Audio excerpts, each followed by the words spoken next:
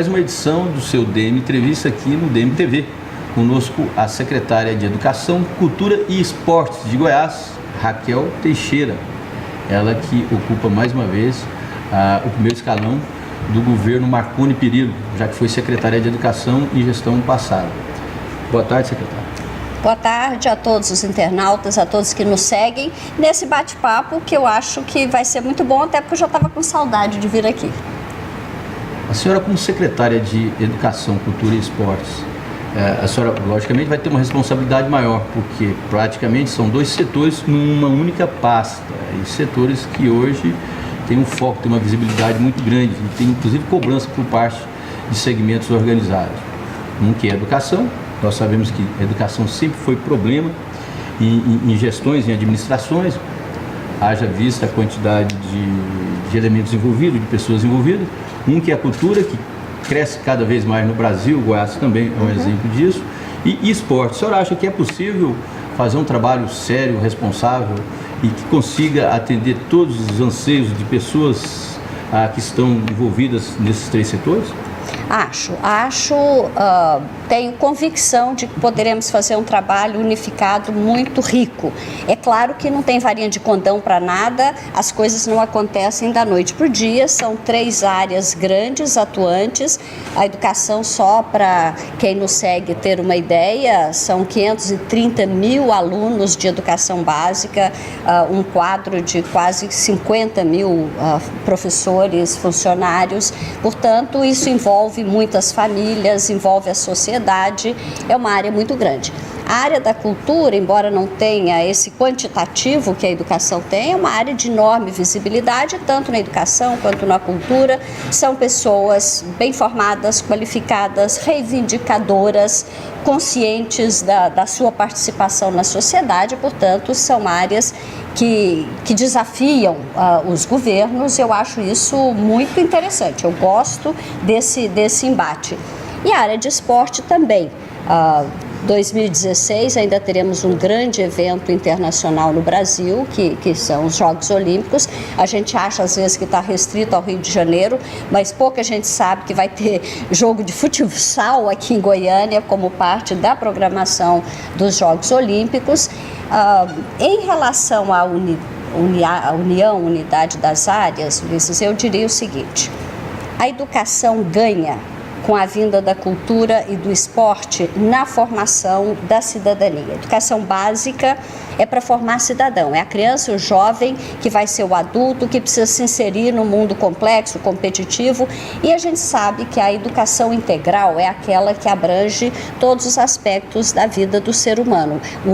O ser humano não é só uma prova de matemática, uma prova de língua portuguesa. Ele tem o seu lado intelectual, cognitivo, não cognitivo, afetivo, psicológico, espiritual, tem todo um complexo de aspectos na sua formação, e a cultura e o esporte ajudam nessa formação. É claro que cada uma dessas áreas tem as suas especificidades.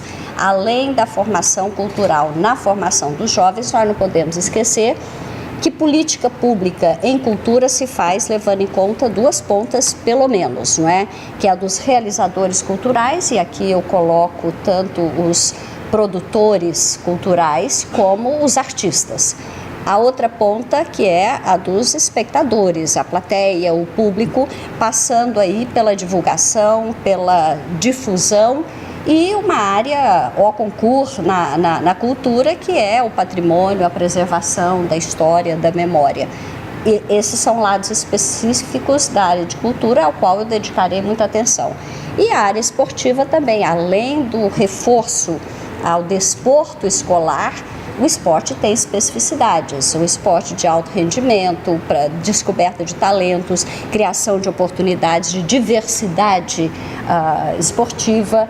Enfim, acho que é uma área que não vai me dar monotonia. Todos nós sabemos que depois de algumas mudanças, algumas reformas, sempre vem aquelas críticas. Nós acompanhamos aí e sentimos também que uma das críticas que foram feitas em relação a essa junção de algumas pastas, como cultura, educação e esportes, é em relação ao poder que perderia, né, vamos dizer, a pasta de cultura, O que a senhora diz para essas pessoas que começaram a criticar, que criticaram essa fusão desses três segmentos? Eu acho completamente legítima e esperada essa reação. Nós sabemos que o grande anseio da área cultural em Goiás durante muitos anos era a criação de uma secretaria exclusiva. Quando ela foi criada, ela durou 1 ano e acabou. Então era natural essa reação de desapontamento, até porque o próprio Ministério da Cultura reforça a ideia de uma secretaria exclusiva. Isso, no entanto, não atrapalha, não prejudica a participação da Secretaria de Educação, Cultura e Esporte no Sistema Nacional de Cultura. Tenho uma agenda com o ministro proximamente já em Brasília, mas temos todas as garantias de que participaremos com a mesma força, com a mesma importância de qualquer secretaria exclusiva. Portanto, quanto a isso, eu queria tranquilizar os produtores culturais, os artistas, aqueles que fazem a cultura em Goiás e do qual nós nos orgulhamos tanto, que quanto a isso não haverá prejuízo para Goiás. Secretária, acompanhando essa produção educacional em Goiás, nós observamos que tivemos recentemente um índice, um índice que é o IDEB, que mostrou de certa forma Goiás melhor do que em gestões anteriores, e não diria gestões porque a culpa não é do secretário, talvez são de momentos, né, o timing, né? Então o Goiás apresentou uma situação melhor no IDEB, digamos, até um dos melhores estados do país. Goiás conseguiu essa conquista por meio de quê? Por exemplo, sondando as políticas públicas de educação, eu descobri que aconteceu uma mudança, mas eu não sei até que ponto essa mudança é real e verdadeira ou ela é realmente aplicada em toda a estrutura do Estado, que é um comando da Secretaria de buscar fazer a ligação para os pais quando os alunos estão faltando nas suas disciplinas. Isso acontece mesmo? Isso foi importante? Que fatores determinaram para esse desempenho de Goiás, apesar da senhora ter dito agora mesmo que isso não é tudo, né? Isso é só uma parte do sistema educacional. Esse controle das presenças dos alunos acontece? É isso mesmo que Goiás tem feito e como é que acontece? Esse é um aspecto e até relativamente pequeno, Wellington. A educação é extremamente complexa, não é? Quando a gente pensa que para um aluno aprender lá na ponta, lá na sala de aula, foi preciso que antes houvesse da Presidência da República uma definição orçamentária, leis, parlamento, governo estadual, carreiras, salários, gestão da escola, a participação da sociedade, da mídia, das universidades, das ONGs, a gestão da escola, a gestão da sala de aula, a formação do professor, a personalidade do professor, a personalidade do aluno. Educação não é um processo simples, é um fenômeno complexo e é claro que para um fenômeno complexo não há uma solução barata, rápida e simples. É ilusório pensar isso. Então, para que um aluno aprenda, é preciso movimentar muita coisa dentro desse panorama que eu criei. Goiás criou, a partir de 99, com o governo Marconi Perillo, um ciclo virtuoso. Não há varinha de condão na educação. É um processo e processos são lentos, são graduais. Em 99, quando se constatou que apenas 32% dos professores tinham curso superior e se criou a licenciatura plena parcelada, culminando com uma situação em que praticamente 100% dos professores têm curso de graduação, muitos têm pós-graduação, seja especialização, fazendo mestrado, nós criamos um ambiente, um cenário em que as políticas tendem a responder melhor, porque você tem um cenário mais qualificado. Houve continuidade nessas políticas. Hoje nós temos em Goiás um sistema de avaliação que é de boa qualidade, que faz uma avaliação diagnóstica, que orienta o rumo das aulas. Temos um currículo definido, então foi havendo ao longo do processo, desde 99, cada gestão, cada secretário deu uma contribuição que foi aperfeiçoando o sistema. Temos o sistema de comunicar ausência aos pais, que não é tão efetivo quanto pode ser, estamos aperfeiçoando isso, mas nós sabemos que a melhora mais eficaz, aquilo que efetivamente faz a diferença na aprendizagem do aluno, é o que acontece na sala de aula. Às vezes as pessoas, professor mesmo, vocês falam, professor, eu queria muito que o meu aluno aprendesse, mas sabe o que é? A vida dele é muito desajustada, a família não tem estrutura nenhuma, o pai é presidiário, a mãe é alcoólatra, a avó é analfabeta. Então, isso, claro que há uma correlação entre nível socioeconômico, escolaridade dos pais e o desempenho dos alunos. Mas, só para terminar, a escola é o único espaço compensatório das carências que a criança tem na família. Então, independente até da participação da família, que é desejável e é importante, a escola pode fazer esse trabalho compensatório. É aí que entra a força do professor. Secretária, voltando ainda sobre esse tema, eu tenho uma certa experiência na área de educação, eu sou professor na área de comunicação, de direito, faço doutorado, fiz mestrado nessas áreas, enfim. E o que acompanha é, quando eu chego na sala de aula, eu encontro um aluno, vamos supor, de comunicação ou de direito. Eles não sabem escrever, eles confundem questões históricas. Geralmente, esses alunos são oriundos das faculdades privadas. Eu tenho uma diferença quando eu estou na federal e quando eu estou na faculdade privada. E esse aluno, ele vem de um sistema educacional público que não bomba ele e que não corrige esse aluno. Não é uma certa irresponsabilidade do sistema público brasileiro em trazer para eu, como professor, um aluno que não tem solução, não tem como eu ensinar para ele, por exemplo, fazer uma petição se ele tem uma desorganização textual mental muito grande.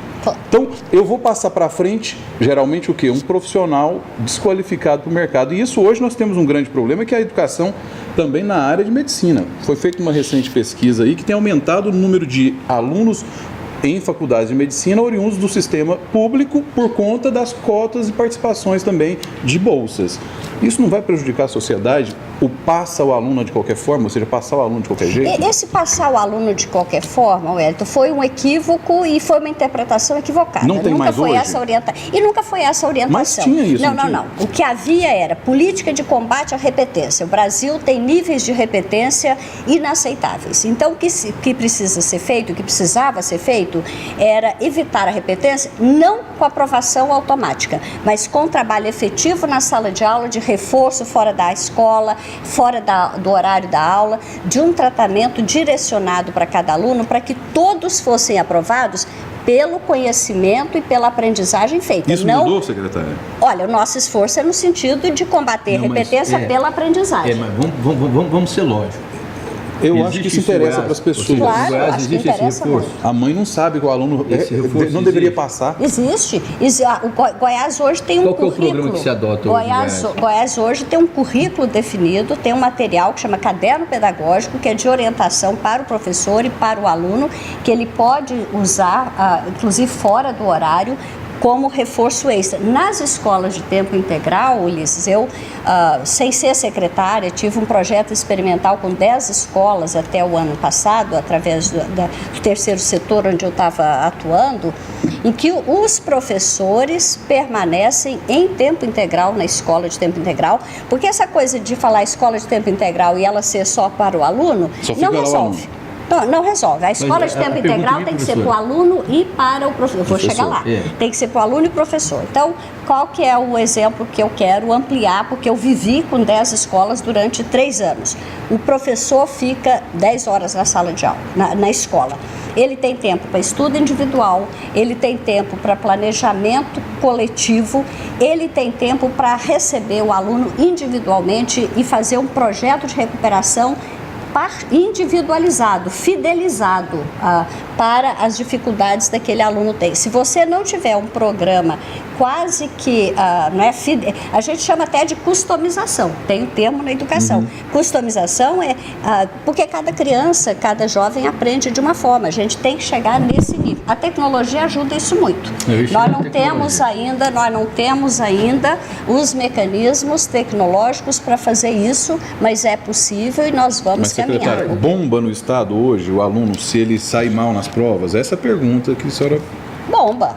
Eu mesmo, entre as 10 escolas que eu estava atuando, Jardim das Aroeiras baixou a nota do IDEB porque um aluno foi reprovado. Agora, baixou e a escola fez opção por reprovar. A senhora não acha, por porque exemplo... falou, o que é mais importante? Uma nota de IDEB para participar de um ranking que é relativamente superficial ou aprendizagem real? Nós sabemos que esse aluno não aprendeu. Foi falha nossa, foi falha dele, da família, não interessa. Ele não tem condição de prosseguir.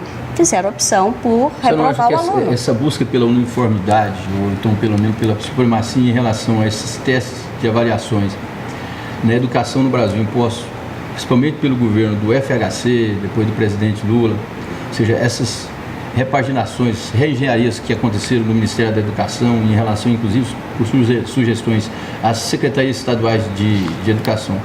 A senhora não acha que criou também, vamos dizer assim, uma certa condução negativa, já que hoje não se preocupa muito com o conteúdo, mas com o resultado, ou seja, obter grandes índices de aprovação, inclusive para vender a imagem de que aquela educação que está sendo desenvolvida, aquele projeto, é o projeto que está sendo vitorioso. Vou dar um exemplo para a senhora hoje. As universidades. A senhora pega, praticamente existe uma competição das universidades hoje no Brasil, aqui em Goiás existe isso. A senhora pega o Odor, assim, ó, é curso com avaliação 4. E são 300, às vezes, são uns 30 cursos iguais com avaliação 4.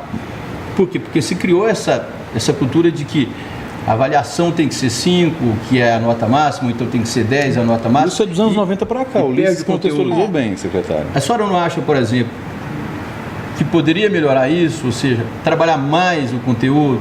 A senhora citou aqui, por exemplo, a questão da informatização do ensino. Hoje nós trabalhamos com cyberinformação, cybercomunicação, tudo. Conversamos aqui anteriormente com um produtor, com um diretor nosso aqui, o Taquinho. Ele mesmo fez uma crítica em relação à educação no Brasil.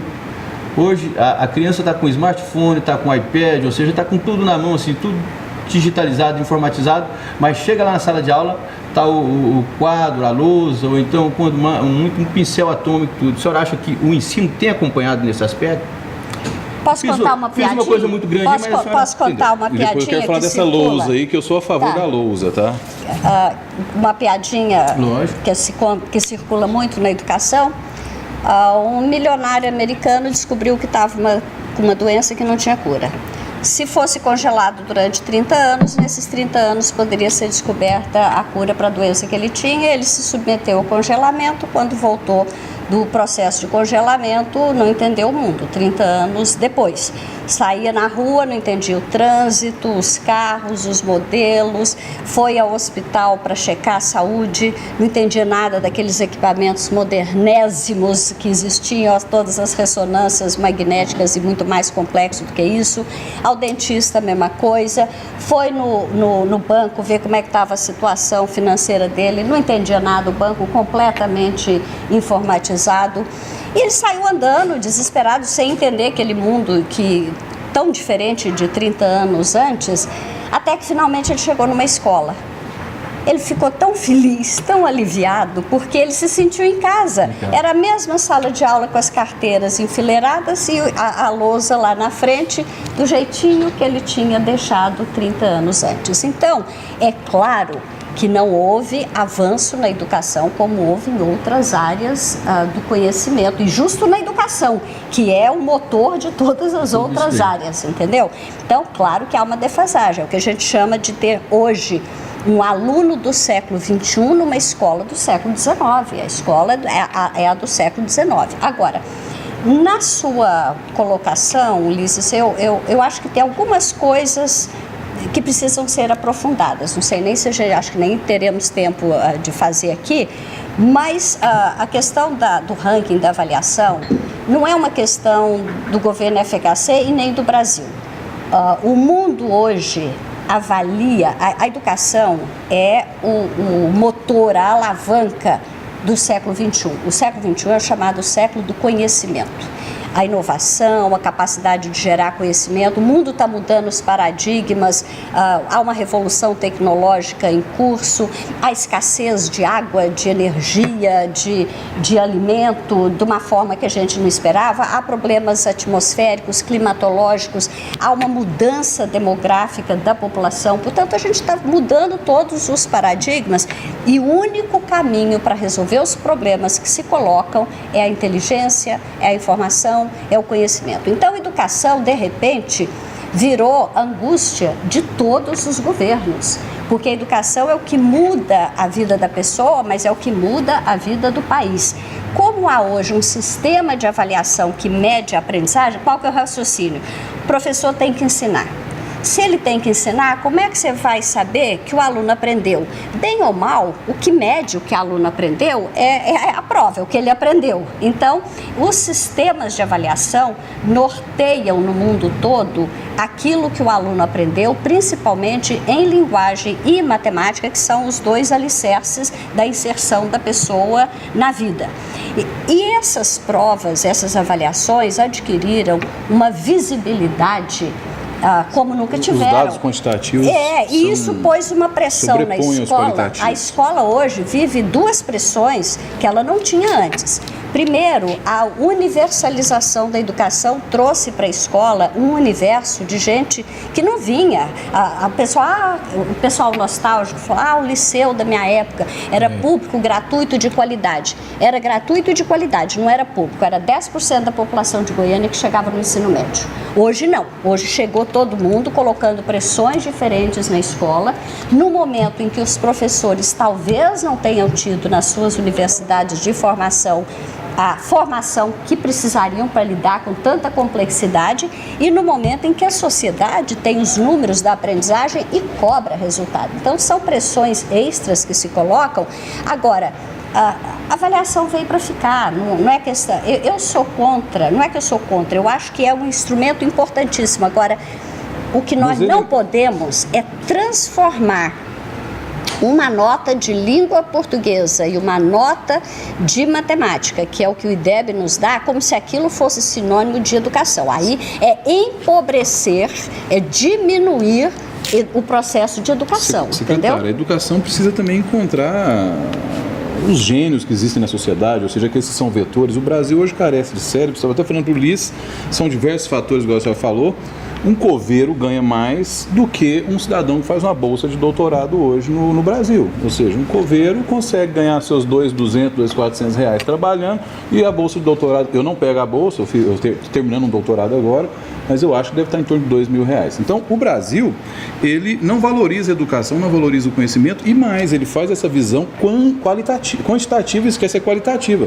Nós então não vamos discutir a educação do ponto de vista daquele cidadão que vai ser um cara que vai para Stanford, ou aquele que vai para Yale, ou seja, nós vamos continuar fazendo educação para uma maioria que não é uma educação de excelência, é uma educação que se joga sempre na defesa, sempre procurando, na verdade, alfabetizar em vez de buscar os grandes iluminados da sociedade. Isso é muito ruim para o Brasil. Não é isso que eu faço não, viu? Não é essa educação que eu faço mas secretária, não é a senhora, mas eu acho que o sistema que a senhora está inserido busca isso. Inclusive a ideia do IDEB. Por exemplo, não se o que estudo qualitativo é apresentado para a imprensa. Qual que chega no meu e-mail? Nenhum estudo qualitativo mostrando. Geralmente surge uma aberração, um menino de 14 anos que passa no curso de medicina. Há 10 anos atrás, Goiás foi notícia em educação quando um rapaz de Goiatuba passou nos melhores vestibulares do Brasil, mas é da iniciativa privada, mas nós não temos esse acompanhamento. A senhora não tem como chamar a sociedade científica para discutir isso? Tenho, e eu passei essa manhã toda discutindo com uma equipe que é consolidada na área de avaliação, de educação, que é a Universidade de Juiz de Fora, que tem uma história na área de avaliação. Uma das coisas que nós vamos fazer é convidar vocês da imprensa para entender o que a avaliação é. Eu tenho acompanhado há 2 anos, esse ano vou para a 3ª reunião, um seminário pequeno que acontece em São Paulo, né? Tivemos 2, vamos para o 3º esse ano, com uma pessoa chamada James Heckman. O Dr. James Heckman ganhou o Prêmio Nobel de Economia em 2000. Ele é da Universidade de Chicago. e ganhou o Prêmio Nobel de 2000 pelo trabalho de modelos teóricos de avaliação de políticas sociais. Quando eu o conheci, eu fiquei muito surpresa, porque a primeira frase que ele disse ao se apresentar: prazer, James Heckman, tal, sou muito feliz com o Prêmio Nobel que eu ganhei, agora muito preocupado com os desdobramentos do meu trabalho, porque o que está acontecendo no mundo é que as pessoas começaram a colocar como equivalente, achar que educação é a nota que tira no que os meus testes avaliam. O que eu fiz foi como avaliar ele que criou esses dados estatísticos. Tudo que existe, DEB, SAEB, Enem, Prova Brasil, ANA, tudo é baseado no James Heckman. Ele tem muita coisa na internet, acho que vale a pena ler o que ele faz. Então, ele criou um sistema para mensurar o que o aluno tinha aprendido de linguagem e de matemática. Agora, isso, ele mesmo diz, não é educação. Educação é um processo muito maior. Você empobrece a interpretação do que seja educação se você equipara com uma nota de língua e matemática. Então, o IDEB de Goiás, tá bom? É uma nota de língua e uma nota de matemática numa determinada circunstância. O sistema educacional é mais que isso. O processo educacional é maior do que isso. Então, ótimo que a gente tenha tido uma boa nota de língua e de matemática, mas eu sou mais ambiciosa do que isso em relação ao que seja educação. Cultura. A senhora vai permanecer com os mesmos programas culturais, festivais que nós temos já há quase 20 anos em Goiás, ou a senhora vai dar uma modificada, dar um upgrade nisso aí? Que foi um avanço, né? O Marconi foi um grande avanço da cultura. Não existia cultura em Goiás antes do governador. Não, eu acho que esses festivais estão consolidados. Ninguém pensa em mudar o FICA, Tempo, Canto da Primavera, Figo. Eu acho que são festivais que já têm a cara do governo Marconi, de Goiás, e que trazem retornos muito positivos para os municípios, as cidades onde eles acontecem. Claro que a gente vai ampliar. Meu papel principal talvez seja consolidar o Fundo de Cultura, que foi um grande avanço, e aquilo que eu chamo de política pública, porque não se faz política pública com evento. Os eventos são partes da ação cultural. É diversão, é lazer. É parte, mas política pública se faz com incentivo, fomento à produção, formação de plateia, preservação, difusão, divulgação. Então, o Fundo de Cultura é um grande instrumento de política pública, de produção cultural. A Lei Goiás é um grande instrumento que vai ser aperfeiçoada, nós estamos trabalhando nessa direção. A questão patrimonial é muito importante, nós vamos fazer uma revitalização daquela parte ali do centro, com a revitalização da Praça Cívica que a Prefeitura vai estar fazendo. A nossa ideia é criar um grande centro histórico ali com inovação e com aumento da atividade cultural. Temos que tornar os espaços que já temos, Oscar Niemeyer, Martins Sererê, Teatro Goiânia, Vila Cultural, efetivamente os espaços usados amplamente pela produção cultural. Enfim, eu tenho projetos bastante ambiciosos. Nesse momento, a gente não tem nem 2 meses de atuação, né? Estamos terminando um planejamento estratégico para os 4 anos, tanto na área de educação, como de cultura, como de esporte. E do momento que a gente tiver fechado isso, vou chamar toda a imprensa para dar ampla divulgação àquilo que estamos pretendendo fazer na Secretaria, nas 3 áreas. Como lidar com algo que pode parecer assim, vamos dizer, antagônico? Vou dar um exemplo para a senhora. Há poucos dias eu mesmo noticiei que um prefeito de Goiás, prefeito de Inhumas, ele resolveu não fazer o carnaval, que é uma manifestação popular, é algo cultural, autóctone, né? Para investir na construção de uma escola. Ou seja, de certa forma, ele feriu aqueles que intencionavam ter alguma atividade, alguma ação para se divertir durante esses dias de Momo, da festa de Momo, para investir naqueles que intencionam uma educação melhor e assim por diante. Como a senhora está numa pasta que abrange esses 2 setores, de fato abrange até um, que é esporte, outro a mais, como a senhora vai fazer para lidar com esses dois tipos de humores que existem da sociedade? Os que reivindicam ações culturais, efetivas, que sejam populares ou que sejam mais intelectuais, intelectualizadas, e outros que querem uma educação melhor, mais, vamos dizer assim, com mais conteúdo, com mais qualidade. Olha, eu espero ter condição de atender a todos. Esse primeiro ano vai ser muito difícil. 2015 vai ser um ano de cortar na carne mesmo. Entramos num processo, o governador fez uma reforma profunda.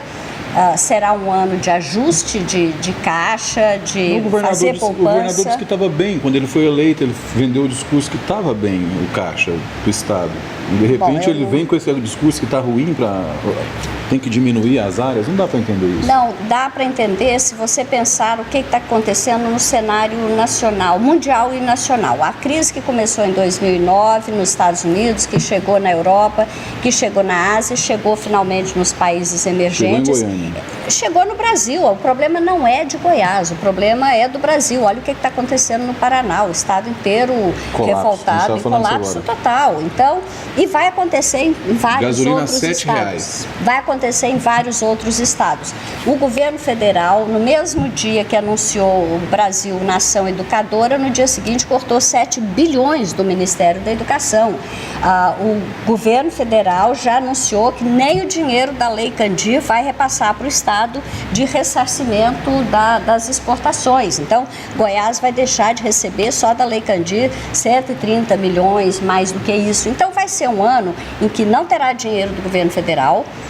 O ICMS de Goiás já foi menor em janeiro, já foi menor em fevereiro do que foi o ano passado. Então, o governador, ao fazer essa reforma, ele está antecipando uma crise. Ao tentar entrar na crise, antecipar, tudo indica que a gente vai poder sair da crise mais cedo. Agora, não há como... Se ele antecipa, ele vai poder sair mais cedo. Então, não há como ignorar o cenário existente. Então, temos um ano de ajuste muito grande e temos que fazer poupança. O secretário da Fazenda não pode ficar... hoje eu vou pagar isso, amanhã eu vou pagar aquilo, com retalhos de recursos. Ele tem que fazer um planejamento de sustentabilidade, de criar uma certa poupança para que possa ter políticas públicas, inclusive de gastar menos. Claro. Muito do que o Estado gasta a mais, passagem é mais cara para o Estado porque demora a pagar, outra coisa é mais cara para o Estado porque demora a pagar. De gastar menos, secretária, e de cobrar... resultados. Não digo resultado. A população não quer saber nem tanto de resultado. Ela quer saber que a mão não pese muito no bolso dela em relação a tributos. Né? Exatamente. O estado de Goiás tinha 2 caminhos. Aumentar imposto ou cortar na carne. Fez opção por cortar na carne. Eu acho que está certo, entendeu? Agora, vai ser difícil. Agora, também acho que por mais difícil que seja esse ano, é um caminho de maior sustentabilidade, mais do que um ajuste fiscal. Eu acho que o que o governador vai fazer é uma mudança cultural de cuidado com o desperdício, de cuidado com o dinheiro público, cuidado com a coisa pública. E você sabe que mudança de hábito é muito difícil, vai ser sofrido, porque vamos mudar hábitos. Vamos para outro campo que é pedreira. A senhora está falando em economia, de recursos, uma verdadeira pedagogia de trabalhar as despesas. Trabalhar com as dificuldades. Isso. Quando se fala em esporte, não se vê por esse lado, se vê muito pelo contrário, o lado da gastança. Dá um exemplo à senhora. Hoje um jogador ganha por mês, dependendo do jogador, no Brasil ganha, se brincar, até mais de 1 milhão, dependendo, né, do jogador, do craque. Há denúncias nas cartolagens, ou seja, de cartolas ganham dinheiro, tentativas de CPI e assim por diante. Clubes tentando dar o calote em relação às suas dívidas com a Previdência e assim vai. Como a senhora vai gastar com a área de esportes? Qual o valor que a senhora tem? O que a senhora tem de recursos para esportes? Eu tentei mostrar o seguinte, na área de esporte, geralmente a pessoa fala, esporte não é só futebol não, tudo bem. Mas geralmente é o que mais... Mas ela não gasta com isso, acho. Não. Isso entra ela numa não entra parte... na política pública dela. Não, mas o governo geralmente concede recursos. Sim, mas é por fora dela, é o governador. Ela deve ter uma... Isso que você está falando e que eu acho que realmente merece atenção e é meio absurdo, é o esporte profissional, principalmente o futebol. A Secretaria de Esporte, que hoje está sob o meu comando, né, tem a responsabilidade da política pública de esporte, escolar, descoberta de talentos, estímulo a modalidades diferentes, alto rendimento, tem recurso. Existe o ProEsporte, que é um fundo de compensação, de benefício que estimula as realizações esportivas. Olha, o ano passado foi em torno de 30, 40, mas agora eu não sei como é que está esse ano. 30 milhões, mais ou menos, porque, por aí. Existe a Lei Pelé. A Lei Pelé atualmente tem 8 milhões já depositados, entendeu? Então, o que eu vou ter de recurso é proveniente da Lei Pelé, do ProEsporte, de apoio do Ministério. É muito pouco do governo, do Tesouro Estadual, na verdade. Com esses recursos é que eu vou mobilizar toda a política, não só de escolarizar, de desporto escolar, como iniciativas a idosos, a crianças, atividades esportivas comunitárias. Claro. Para isso a gente tem esses recursos. O centro de excelência vai estar sob gestão de quem? Não, ele está com a GETOP porque está em construção. Não, mas depois de concluído, não sei, depois de concluído não sabe. Secretária, mas... Provavelmente não vai ficar com a senhora, não? Não sei, pode ser que seja alguma OS, não sei. Secretária, não sei, mas e um portfólio? Então a gente estava discutindo exatamente isso e o Ulisses mostrando resultados. Nós não temos visto do governo o interesse de apresentar resultados. Na área científica, voltando de novo, a área científica que não é bem a da senhora, em termos de gestão, nós não vemos o governo se reunir, por exemplo, com a imprensa e falar, olha, a UFG, o aluno que pegou a bolsa da FAPEG fez um importante estudo, está sendo publicado em tal revista, nós podemos ganhar notoriedade com isso, é importante para isso. Na área de esporte, nós também não vemos nós temos três pessoas que ganham essa bolsa do governo, indo para as Olimpíadas. Então, Goiás não se revela, apesar de gastar muito, de certa forma, eu acho que pode gastar mais, mas nós não temos, eu como sociedade, não vejo o resultado. Isso não é ruim? Não teria como a senhora a cada ano mostrar, com a fotinha, esse rapaz aqui vai para a Olimpíada? Se você me segue no Facebook, ou no Instagram, ou no Twitter, você deve ter me visto recebendo a Janides e a Clemilda, que são ciclistas vitoriosas, claro, mas são que terão todo o meu apoio. Não, todos eles terão. Por acaso, essa semana foi as duas, porque elas acabaram de voltar da Argentina, onde tiraram o primeiro lugar, ganharam um prêmio que já conta ponto para as Olimpíadas de 2016. É claro que à medida que for ter eventos para divulgar, nós vamos estar divulgando. Mas não tem assim, existe uma página da Secretaria. Nos Estados Unidos, você não acha que Facebook, redes sociais é muito oba-oba? Não. A parte, eu estou falando, existe uma parte, existe, tem uma página da Secretaria em que essas coisas são porque divulgadas. Porque aí a senhora poderia cobrar. O cidadão está ganhando uma bolsa e ele vai, por exemplo, para os Estados Unidos e vai se apresentar. Eu não estou falando que Goiás não tem grandes expoentes, mas, por exemplo, tem um amigo meu, chama Diego Caetano. Diego Caetano que ganhou dinheiro do estado de Goiás. O Diego Caetano terminando o doutorado dele com 24 anos nos Estados Unidos, em Massachusetts, e ele é um dos grandes pianistas hoje do mundo na idade dele. Ele toca semana sim, semana não no Carnegie Hall. Ele é de Goiás, mas o governo nunca ajudou ele, nunca mostrou ele, nunca se interessou por ele.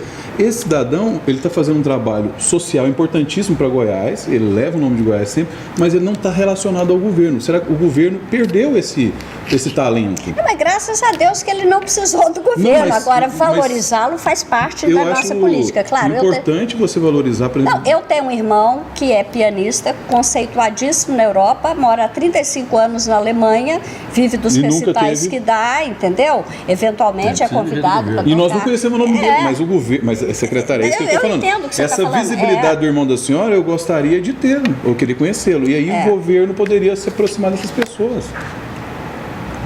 Agora, o governo está tão concentrado nas políticas tantos públicas. São tantas coisas que a gente dá graças a Deus que algumas pessoas não precisaram do governo e se sobressaíram, se destacaram.